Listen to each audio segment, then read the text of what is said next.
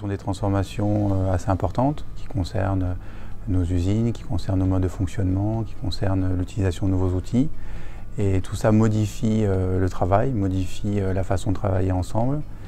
Et il est difficile de trouver des outils aujourd'hui qui permettent de façon très opérationnelle d'accompagner ces transformations. Ça collait bien avec le timing de transformation et les enjeux de transformation très opérationnels dont on avait besoin sur la supply chain. Et deuxièmement, c'était adapté en termes de dispersion en fait, des personnes géographiquement pour pouvoir accéder au programme.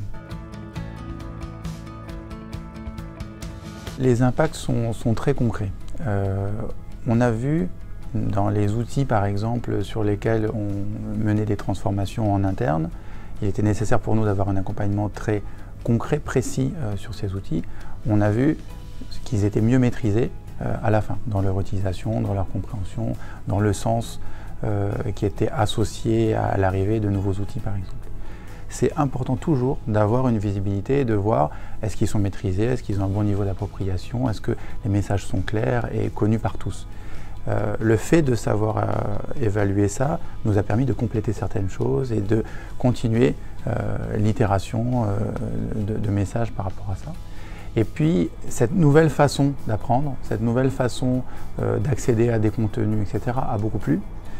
Et donc, ça a créé une envie parmi certaines directions, parmi certains interlocuteurs que l'on avait en interne, d'utiliser ce canal-là pour passer d'autres contenus, pour accompagner de nouvelles transformations. On a eu souvent des personnes qui, quand ils arrivaient à la machine à café, allaient voir les autres collègues pour savoir comment ils avaient répondu à telle et telle question.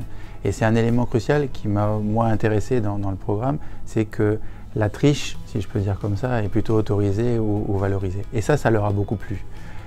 Il fallait créer le moment d'échange, donc le prétexte d'échange, pour parler des sujets que l'on mettait. Et donc cette scène à la machine à café me plaisait dans ce sens-là, où ils allaient chercher vis-à-vis des autres ce que les uns et les autres avaient répondu sur le questionnaire du jour, et ça c'était positif.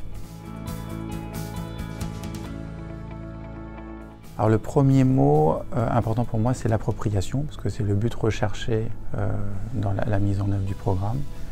Le deuxième mot, c'est ludique, parce que c'est ce côté ludique qui a permis d'impliquer tout le monde et qui a fait le moteur vraiment pour faire avancer le programme et atteindre justement l'appropriation. Et enfin, c'est le challenge, parce que je pense que même si c'est ludique, ça ne suffit pas. Il faut vraiment qu'il y ait un challenge pour, sur la durée, continuer à répondre aux questions, à avancer, etc. Et sans cette dimension challenge-là, qu'on peut remettre en jeu au fur et à mesure, on n'arrive pas à avoir tout l'accompagnement sur la durée.